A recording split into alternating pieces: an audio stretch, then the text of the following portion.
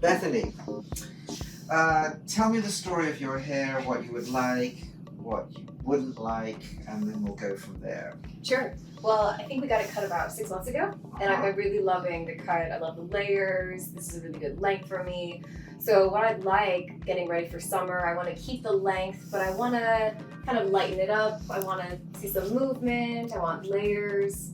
One of my concerns, however, is I do have a job where I'm really active, so I spend a lot of time in a ponytail. So the shortest parts, I'd still like to be able to keep in the ponytail. Okay.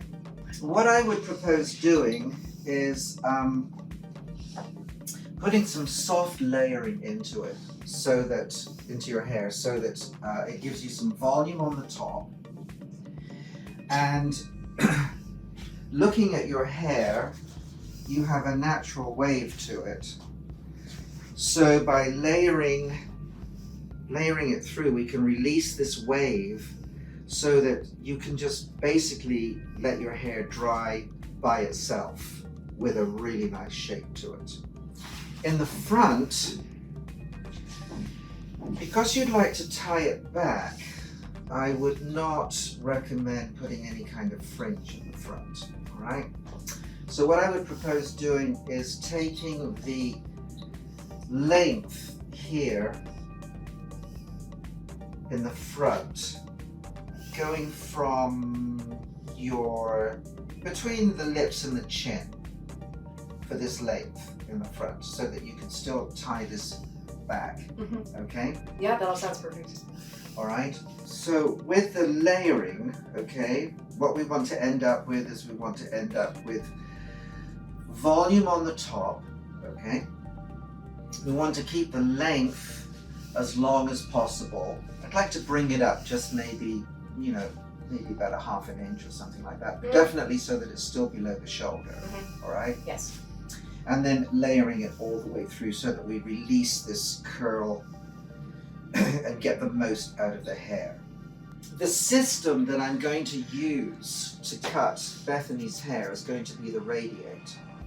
Now, I'm going to just go through the cut, and if you want to, find out how the sections in the Radiate works more in depth, then I would recommend you going back to the blueprint and watching the entire Radiate system.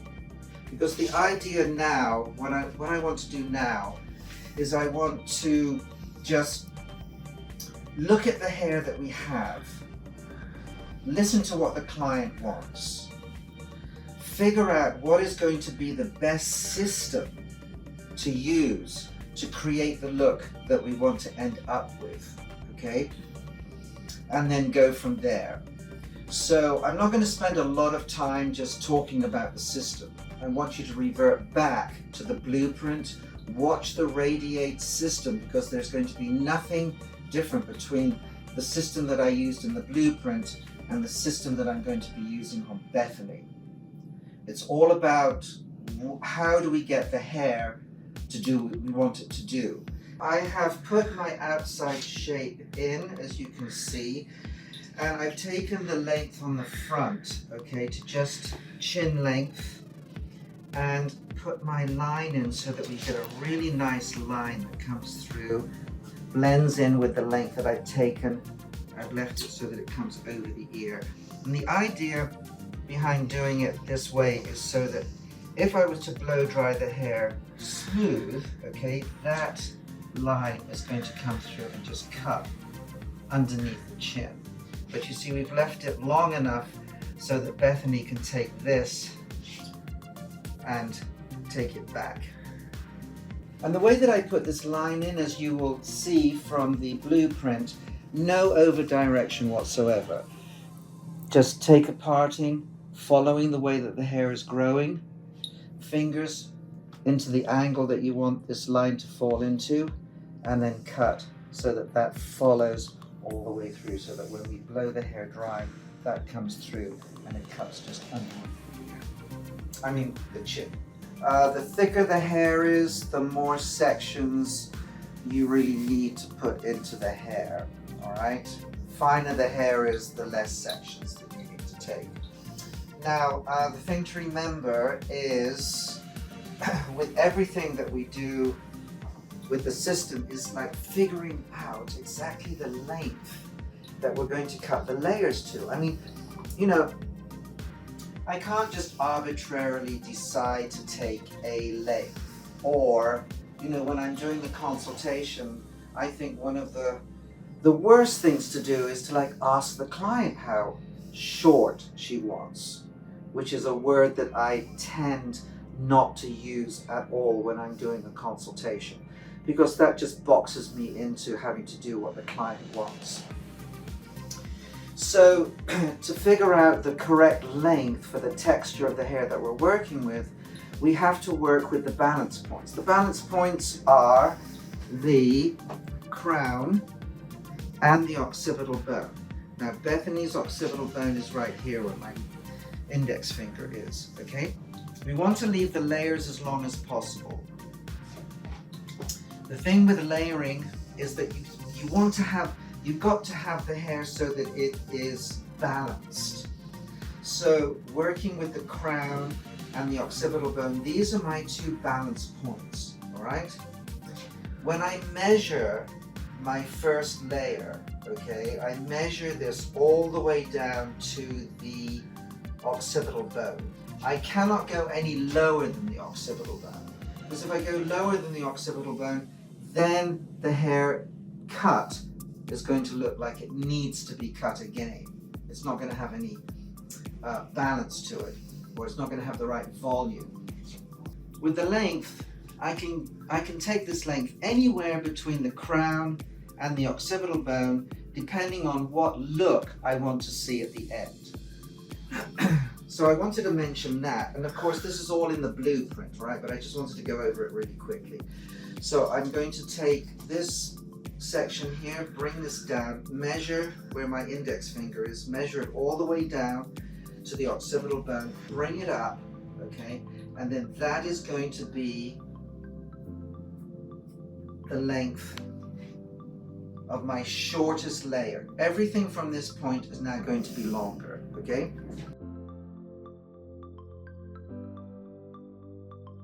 The angle of my fingers is determined by the length that I want to leave the layering. So the longer the hair is, the steeper the angle is, all the way through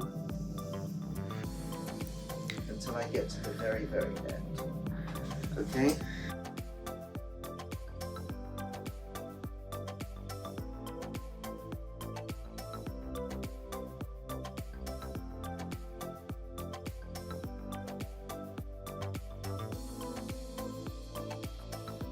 Okay, so I have just completed the cut, and as you can see, it's really released Bethany's curl really nicely. So we've got the volume that we want up on the top,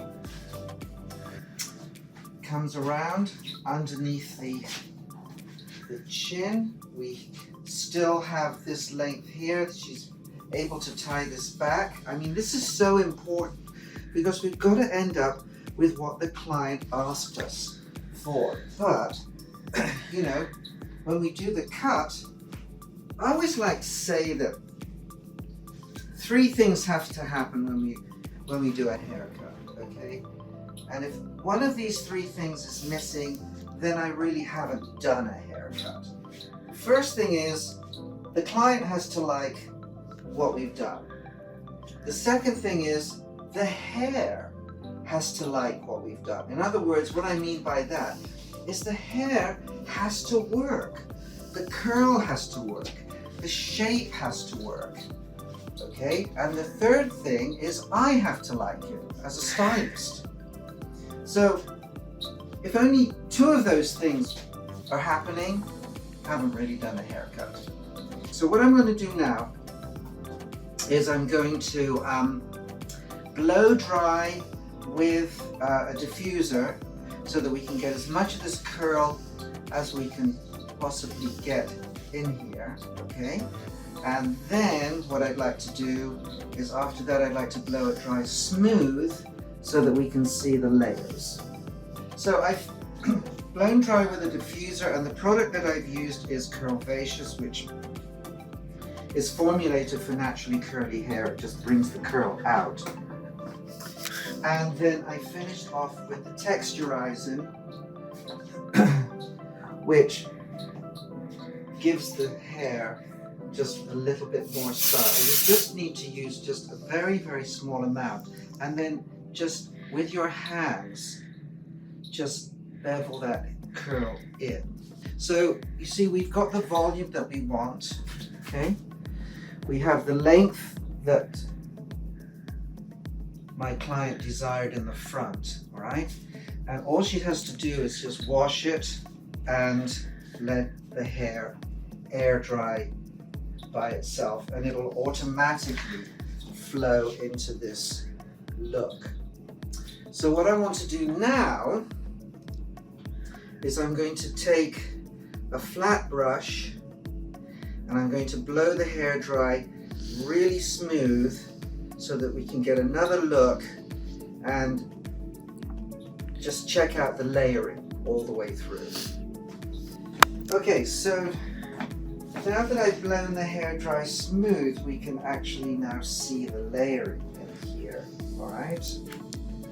And this has all just been blown dry with a Denman brush.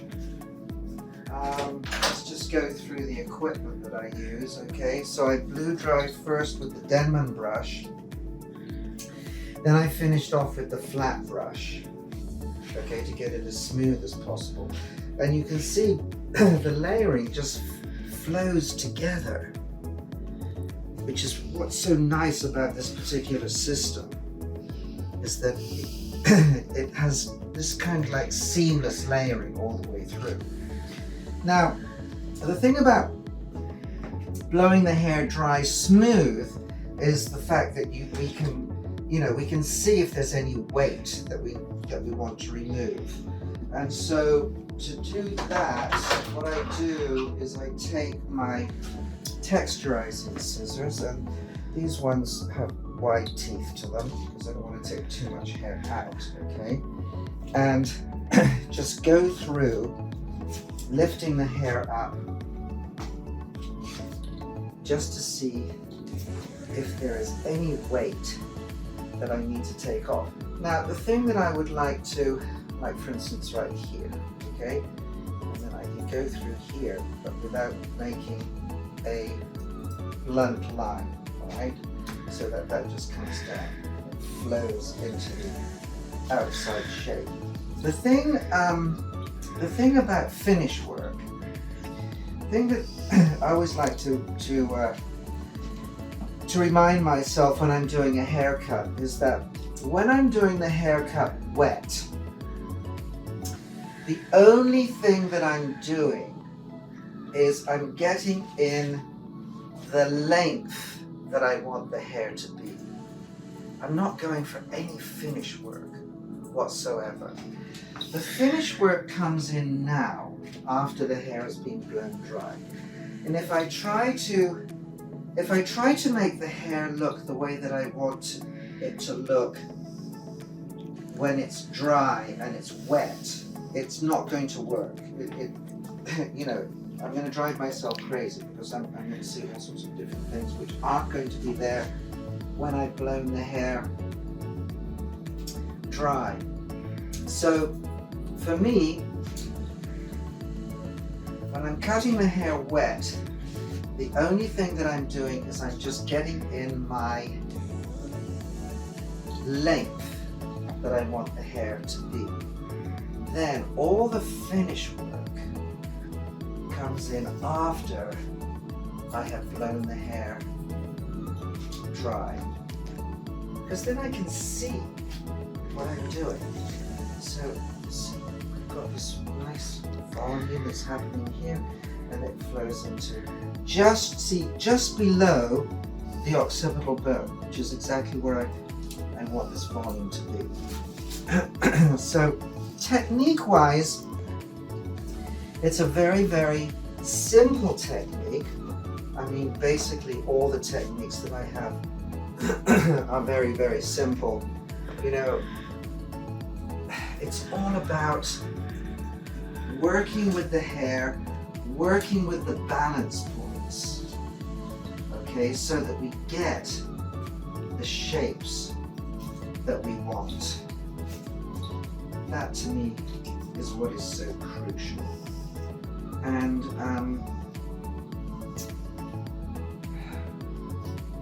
you know, when we're working with the balance points and working with the hair, it's virtually impossible to go wrong. And it really, really helps, I think, with the consultation. Because,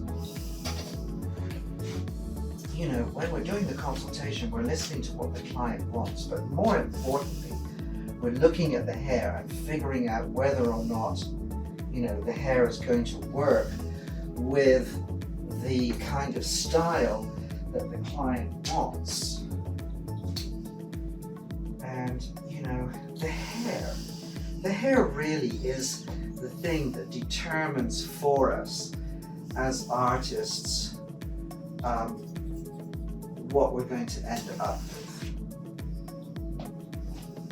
Because our ultimate goal is to make every client's hair work not only for the style that we're cutting into the hair, but it has to work for the client as well. I mean, it has to be really, really easy for the client to do, which means that the hair's got to work by itself. So I really, really have to understand exactly what the hair is capable of. So the thing that we have to do is we have to make the hair work, not only for the texture of the hair, but we also have to make the hair work so that it's really, really easy for the client to do. So if you notice with the equipment that I use, okay, I do not use a round brush. The reason why I don't use a round brush is because the hair doesn't have to be cut to the right length for the texture of the hair that you're working on.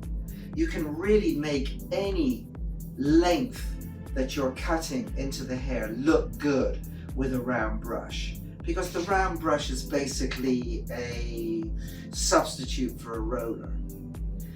The problem with that is that the client can never, ever reproduce what we have done with a round brush. I mean, it's hard enough for me to use a round brush, let alone for the client to use a round brush. I mean, let's ask Bethany. Bethany, would you use a round brush on your hair every morning when you wake up before you go to this fantastic job that you have? I would never. I don't own a round brush. Right. You would never. I don't. Right. Velcro roller maybe twice a year. And this is the majority of our clients. Our clients want to wake up, wash their hair, either throw it back in a ponytail and walk out the door, or let the hair dry naturally so that it falls into the shape that we've cut. So we literally have to carve the shape into the hair. So, you know, one thing that we could do is we could look at ourselves as sculptors instead of hairdressers. I mean, if we love hair, I mean, this is what we do, is we sculpt the shape into the hair. And if you think about it, it's really the hardest medium that a sculptor has to work with, because it's not stationary. Every single time we have a client sitting in the chair, the medium is completely different. I mean, I don't think people really understand how difficult our job really is, because we have to make our client's hair look great the very first time. So we really have to understand what the hair is capable of doing. The length that we have to cut it to has got to be the right length, and it's got to be cut to the right length the very first time. I can't be just lifting the hair up and cutting it and then figuring out, well, you know, I really need to go a little shorter, and then we cut it a little shorter and the client's looking at me in the mirror going, well, Nicolas, how much shorter are you going to cut my hair? I mean, it has to be cut to the right length at the very first cut, which means that I have to work with the balance points. The balance points are what? The crown and the occipital bone. Those are my two balance points. It doesn't make any difference if I'm cutting long hair or if I'm cutting short hair. These two balance points and the texture of the hair determines for me the length that I'm going to cut the hair to. So it's, you know, all of this is part and parcel of doing the haircut. It's just not, you know, just cutting a style into the hair. The hair has to work. The client has to love the haircut. I, as a sculptor, have to love what I've done. Those three things have to come, they have to join together. Otherwise, I haven't done a haircut that is, to me, correct. So, you know, again, if you want to get more in depth into the Radiate technique, okay, we have a video on it.